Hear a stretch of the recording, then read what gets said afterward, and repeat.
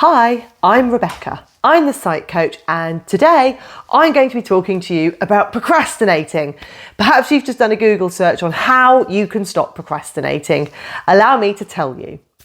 Procrastination is an avoidance behaviour, and typically it's born out of people either being anxious, people not wanting to do something that they really find quite uncomfortable, or people feeling quite unable to because they're quite a perfectionist in the way they approach their activities.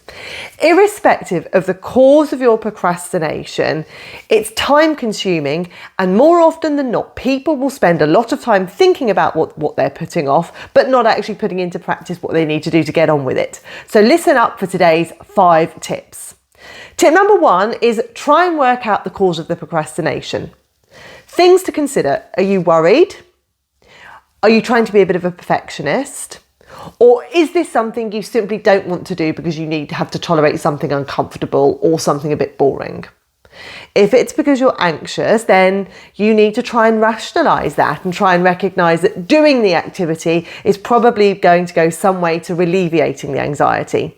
If it's because you've got a low tolerance for boring activities, then you need to try and give yourself a boost by telling yourself, okay, this is boring, but it will be short-lived. The sooner I do it, the quicker it will be over and done with. And if you're being a perfectionist about it because you think you need to have everything in place and you need to have done so many things before you even start, try and challenge your perfectionist thinking and tell yourself that doing it in some ways is better than doing it absolutely perfectly. Ultimately, the goal is to get the job done. It is not to get the job done perfectly. Perfectionists can be big procrastinators because often the idea of doing something imperfectly is so overwhelming and uncomfortable, they tend to put it off until such a time that they are able to do it perfectly. Tip number 2 is to give yourself a rational talking to. Now, of course, there's going to be a disconnect between what you know to be logically true, which is there's a task you need to get on with and do, versus the emotional part of you that thinks, oh, I just want to put it off. But try and engage the rational part of your brain that recognises that it's in your interest to get this activity done and out of the way. Maybe it'll be a triumph when you've done it because it's the first time you've done something that you found quite complex or uncomfortable.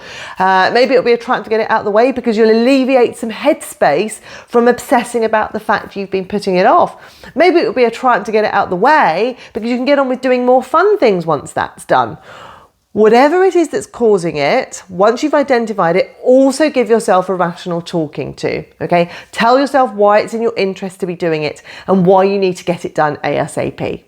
Tip number 3 is to set a time in your diary. Setting a time in your diary for completion increases the likelihood of you completing the task.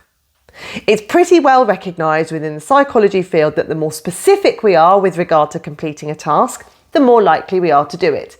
If you tell yourself, I'm going to do the job that I've been putting off for ages, some point next week, you are far less likely to do it than saying, I'm going to be doing the job that I've been putting off on Wednesday morning, starting at 9 a.m, finishing by 11 a.m, and I'm going to write it down in my diary and set an alarm on my phone.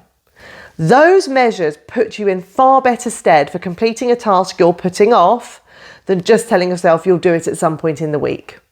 Be specific and commit to the time in your diary. Block it out. Tip number 4 to address procrastination is to work against the clock.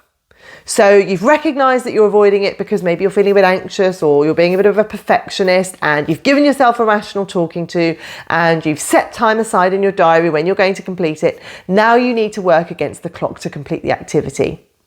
Chances are, if you've been putting off a task, you're at risk of allowing the task to take up too much time in your day. Sometimes people need to do an hour's worth of revision and they say, well, I'll just dip in and out of it. I'll do it throughout the day. And 1 hour of revision can bleed into 8 hours, 9 hours, 10 hours, 12 hours because you're sort of dipping in and out. If there's a task you need to do around the house, tidying something up or whatever, giving yourself a couple of hours to do it instead of spending the whole weekend dipping in and out of it is far more productive and time efficient. So work against the clock to get the activity done. Think about what is a reasonable amount of time to complete the task. Think about how someone in your family or your friendship circle or a colleague, think about how long they would take to complete the task and use that as a guide for how long you need. then set yourself a timer and work against the clock to get it done. Now it's in your diary and you've committed to completing it. And tip number 5 is to reward and indeed penalise yourself. I don't mean being really mean and punitive to yourself, but if you complete a task, if you've got to the point where you've actually cracked on with the task you needed to do, great, reward yourself. Give yourself a pat on the back. Watch your favourite TV show. Have your favourite coffee. Go for, I don't know, a celebratory drink with a friend, whatever it may be. But if you haven't done it, there is a value in penalising yourself. That could be something like making yourself put your phone away for an hour when you want to use it. It could mean not allowing yourself your morning cup of tea until you've done the activity you were meant to do. It could mean not allowing yourself to meet up with your friends until the activity's been done. Try and think about a way you can penalise yourself, because that will motivate you to do the activity. Especially if it's something that's important to you, like your morning coffee or seeing a friend or reading a book or using your phone. So try and withdraw one pleasure until you've done the activity you're meant to. Procrastination is a hard thing to tackle, and a lot of the time people get into procrastinating ruts where they just sort of put things off and then get stressed about it but don't do anything about it. So try and put these 5 tips into place for things that are really important for you to crack on with and do. Procrastination is usually a double whammy, because you usually avoid something which you need to be doing, and then you also end up obsessing about the fact you've put something off.